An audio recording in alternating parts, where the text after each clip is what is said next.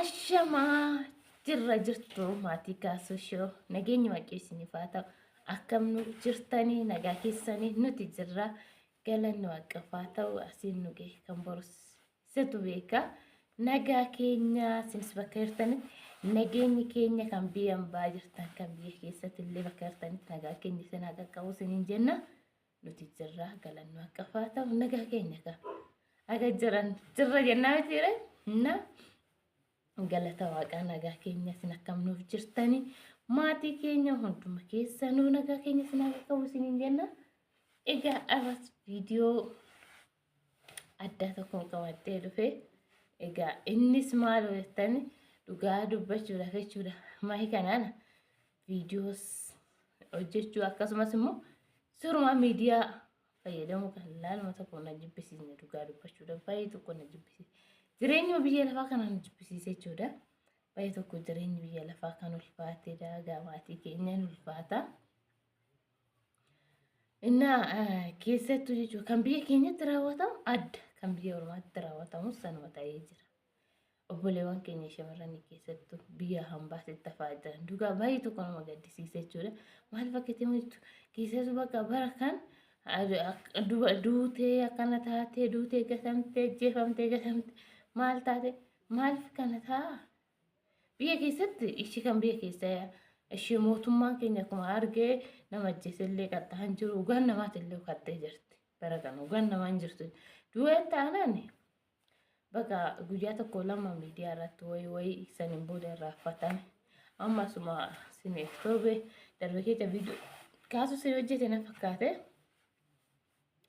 obboleetti keenya akkuma nama kamiyyuu egaa nan jiraadha jedhee gara biraatti irraa sitti galee na fakkaate ani akka nama uffatutti uffata ispoortii uffata ani annoo fiigicha fiigan fakkaate atileetota hin beeku garuu osoo nagaan jiru ajjeefameet gatameet maal godhani ija keessaa baasanii kalee keessaa baasanii bishaanitti gatan du'aa isaatiillee kan awwaalanne warri akka argeen awwaalanne bishaanitti gatan.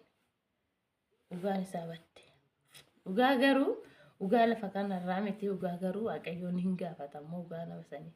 Garuu kan lafa kanaatti agaanitti immoo aga baasanitti nama arsagin ugaa waaqayyoon hin gaafata. Garuu keessattuu obboleewwan keenya dhugaa bakka viidiyoo ilaaluuf hojjechuus na jibbisiise.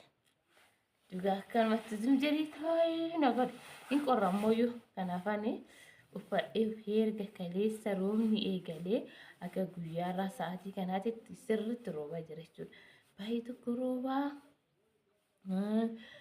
aduun hin jiru bakka roobaa amma garuu ilaalamu kataa maskeene waqtii sa'aatii gisee isaa eeggatee fide waan ta'eef nuti rakkinni keenya yoo roobees maa roobennaa yoo caames immoo maa caame jenna malee. Tamasken amma gisee isaati jechuudha. Galanni waaqaaf haa ta'u waan hundumtuu rooba keessaa uumaa ufaa kanaaf biyyi keenya akka biyya mormaa san as fidee achi qabii minaamina hin beektu qilleessa noormaalii an jiraanna innaa kanaaf galata isaa jennaa akkasuma egaa gara viidiyoo ta'uu deebi'e dhugaa dubbachuudhaaf jechuudha. Torbee kana keessattuu akka maaliif ijjii kana maaf garuu obboleewwan keenya kanatti biyya hambaata irratti hafaa jiran keessattuu shamarran.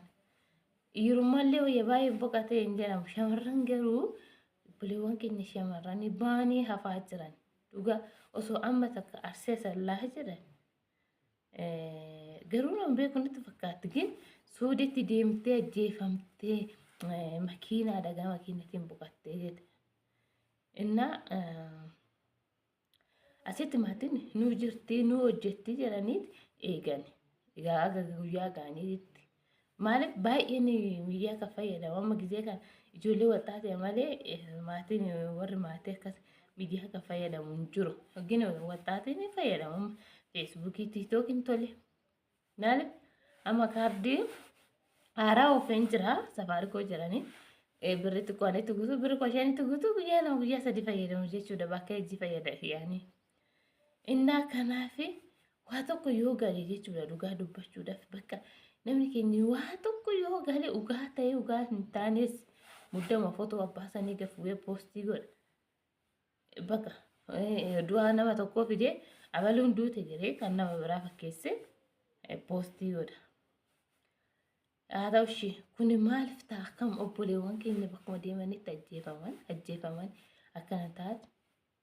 Maaliif duraa wanta akkana hin jiru dhugaa baay'ee nama gaddisiisa bar amma warra jiran nuyi achi deemuu sodaachaa jiran osoo takka takkatti gizuma tokko cufame bakka osoo cufame dhugaa warra jiran nuyi amma maaliif ijoolleen tiiktookii barattee feesbuukii baratanii በቃ ጉያን ሱመራ ወላ ተማሪ አንተ በተለይ ኢሱማ ባሮ በቃ ባሮም ሲንጀሩ ቲክቶክ መራው ታለ ዱጋ ዱበችረ ገሮ ወርንቶ ቢያ አምባይ ሩሰን አማ ባይ ከኛ ነርግኑ ግን ጆለን ባራታ ጎላ ኩዳኒ ቲ ኦሊ ካሰንጋል ሰኒ ገዲ ተሰማል kan fayyadamne hin jiru ቲክቶክ በቃ hojiin isaa ቲክቶክ ta'e በቃ kana laaletti nuti akkamitti deemnaa hinduunaa nu ajjeesanii jiran uguma garuu biyya ofii sani biyya ambaasetti deemi ani garuu namaan deemillee namaan hin jedhu ofii kee adeemu namaan deemin jedhu eenyullee ta'e deemin jedhuun kan beekus kan afaan hin beekne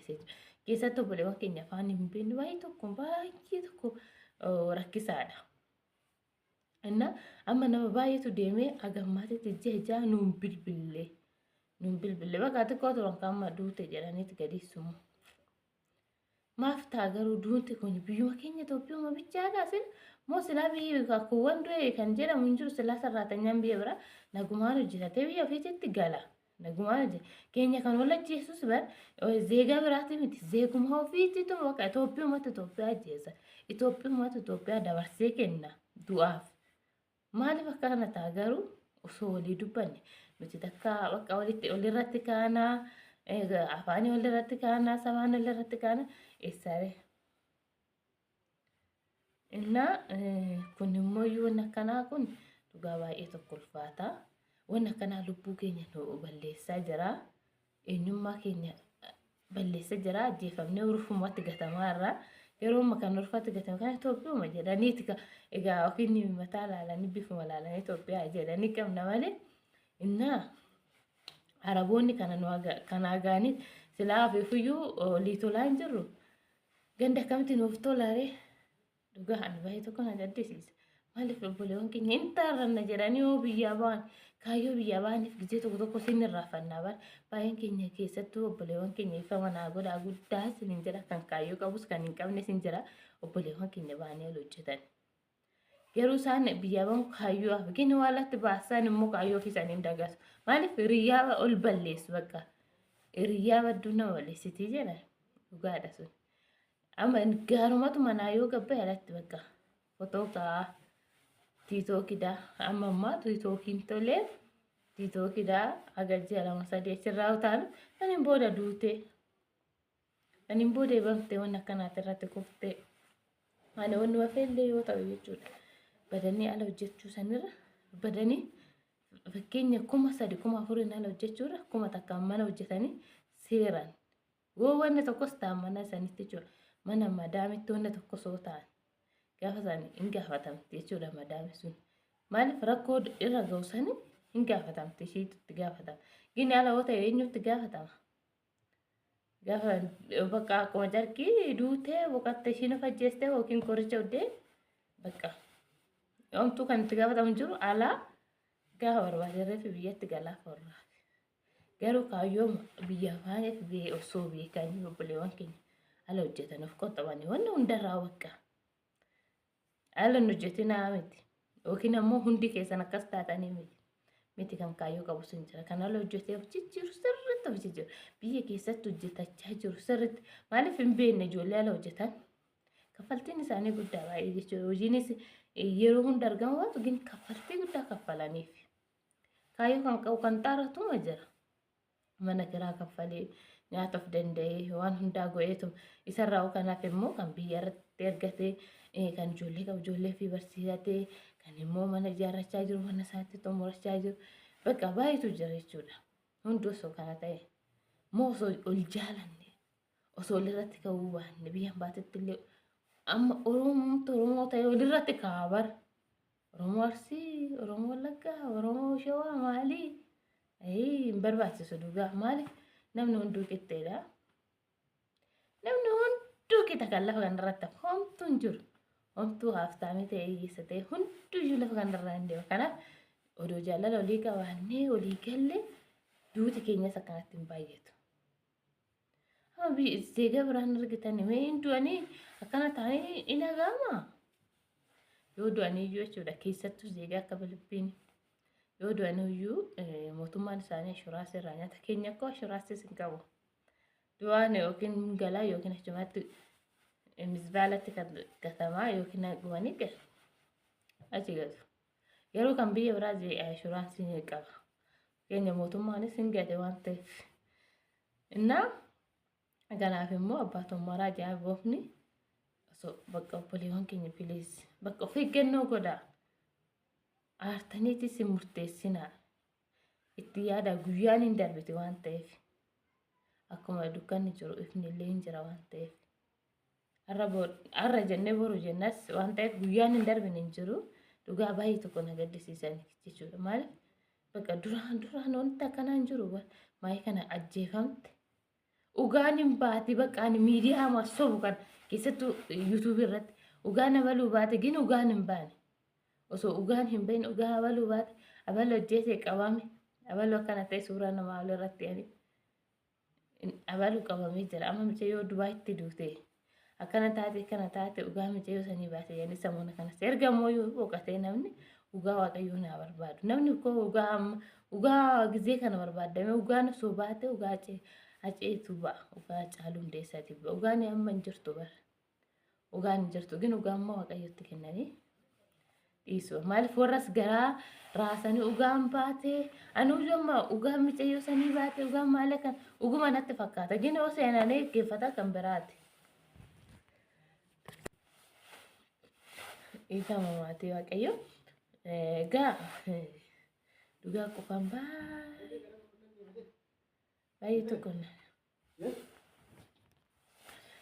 baay'ee tokko na qabee jira jechuudha. Utaalloon jiru dhugaa dubbachuudhaaf. Innaa kana of eeggannoo go'a piliis maatii keenya kan biyya ormaa jirtu kan biyya keessattis amma kanoo ba'anii galuun sodaachisa. Baay'ee tokko sodaachisaa jira. Naannoo keenya kana halkan namatti seenanii yookiin ammoo hi'ataa jedhanii maal jedhanii halkan namatti seenan sa'a torbaatti minaaminatti seenanii bakka rafuuna ofuudhanii deemaa jiranii bakka isaan geessan immoo jiru guyyaa lamaan booda dawalanii birrii miidhagina haganaa galchaa akkuma 500 akkana galchaa jiran. Innaa baay'ee ulfaata jiruun biyya keenya isiniin jira boleewwan koo. Egaa viidiyoo guyyaa sadaffammoo maalirratti waa'ee deemsa akkana mucaa mucayyottanii nagaafattanii hojjette tokko irratti namni baay'ee keessan na eebbistanii ogumatti sinan galateeffa warra koomentii na barreessitanii bifamaa isiniin jira. Innaa akkasuma viidiyoo keenya immoo chaanaaliin keenya dhugaa dubbachuudhaaf erga hojjechuu qabne ji'oota hedduu lakkoofsisnee jira. Garuu achi siiqan jira. Piliis sabskraabii nu goosisaa warra nu gootanii jirtan. Maatii nuuf taa'ee nuuf guddisaa ol guddisnaa nuti garuu hambaan hima goona. Nu guddisaa ol guddisnaa isiniin jenna. Uma kaffaltiin barbaadu garuu kan laalu viidiyoo nama hedduudha. Garuu kan channel subscribe nama godhu hin jiru. Like subscribe godhaa piliis maatii waaqayyo. Innaa dhugaa utaaluu baay'ee tokko nagaa kan nyaachaa jira. Kanaaf nagaa taasisan jaaladhaa. Waaqayyo bakka jirtu hunduma keenya haa tissu. Nagaan haa taa'ii.